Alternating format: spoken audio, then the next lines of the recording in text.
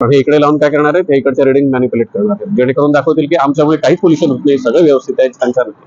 नमस्कार मित्रांनो, आता आपण एका कन्स्ट्रक्शन साईटच्या जवळ आहोत. ही सेक्टर 9 मध्ये आहे. तिकडे तुम्हाला दिसेल ते टेम्पटेशनचं सर्कल आहे किंवा चेतक सर्कल म्हणतो आपण त्याला.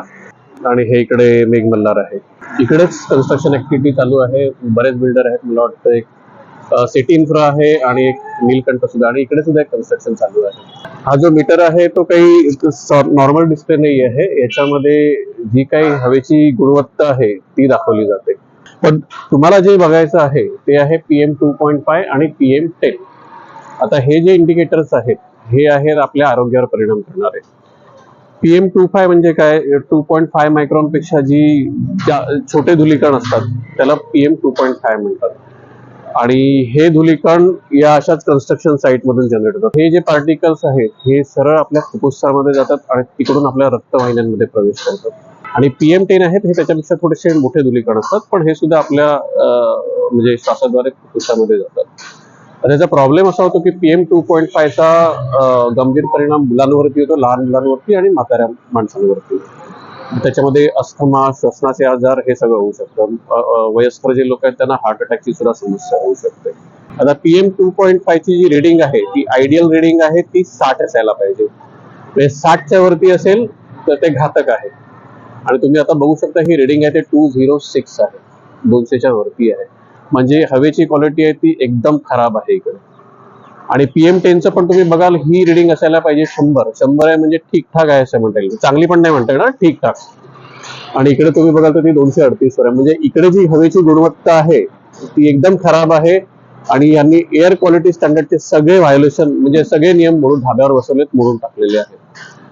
आणि बरं हे लावून इकडे पालिका काय करते मला तो प्रश्न पडतो आहे.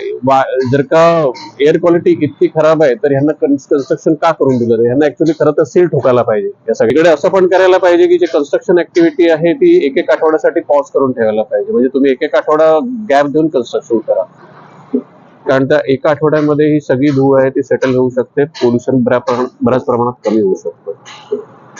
पण मला वाटतं फक्त मीटर आहेत हे इकडे नावाला लावलेले आहेत, कार्यवाही काही होत नाही. आता आपण काही दिवसांपूर्वीच इकडे घरोंदाल ची एक तक्रार केली होती आयुक्तांकडे की तिकडे सिटी इन्फ्रा आणि नीलकंठ जे आहेत ते मोठमोठ्याने कन्स्ट्रक्शन ऍक्टिव्हिटी फार मोठा आवाज होतो, जो 55 डेसिबल पेक्षा सुद्धा जास्त आहे.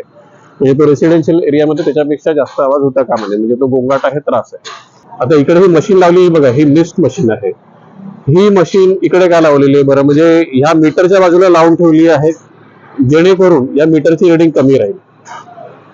चालाकी बघा कशी आहे. ह्या मिस्ट मशीन आहे त्या खरं तर त्यांच्या कन्स्ट्रक्शन साईटवर असायला पाहिजे, कारण धूळ जी प्रोड्यूस होते ती तिकडून होते, धूळ प्रोड्यूस होते कन्स्ट्रक्शन साईटवरून होते. पण या शाळांनी काय केलेलं आहे, ही मिस्ट मशीन आहे ती इंडिकेटरच्या बाजूला लावून ठेवली. आता ही मिस्ट मशीन चालू झाली की याच्या रिडिंग आपोआप कमी होऊन जाते. आणि मग पालिका अधिकारी बोलते की अरे वा सगळं चांगलं आहे. हे सगळं चांगलं नाहीये, ही खरी रिडिंग आहे. आता ही मिस्ट मशीन बंद असताना ही रिडिंग आहे, ही खरी रिडिंग आहे आणि ही अत्यंत घातक आहे मित्रांनो.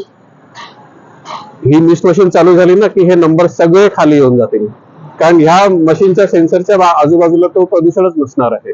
आणि ही टेक्निक बऱ्याच ठिकाणी वापरली जाते की ज्या ठिकाणी सेन्सर लावलेले आहेत त्या ठिकाणी मिस्ट मशीन लावून व पाणी स्प्रे केलं जातं. तर अग्निसेनेच्या माध्यमातून मित्रांनो आपण नक्की याच्यावर कारवाई करू, कारण आता आपल्याला ते रिडिंग सापडलेलं आहे ऍक्च्युअली आहे आणि काय प्रकार लवाडी चालवली जाते ते पण आपल्याला इकडे दिसत आहे. तसं नाहीये मित्रांनो. तर तब्येतीची काळजी घ्या, शक्य असल्यास गावाकडे निघून जा. शहरात काही राहिलेलं नाही आहे पैसे कमवण्याशिवाय. पण आपलं असतं की आपण लाईफ स्टँडर्ड जे आहेत, क्वालिटी आहे लाईफची, ती आपण सोडायला तयार नसतो. त्याच्यामुळे आपण गाव सोडून शहरात राहतो आणि मग हा जो त्रास आहे तो आपल्या म्हाताऱ्या आई वडिलांना होणार आहे आणि पुढच्या जनरेशनला होणार आहे. भल्याची उडवी दैना, पुत्रांची आगिरी सेना.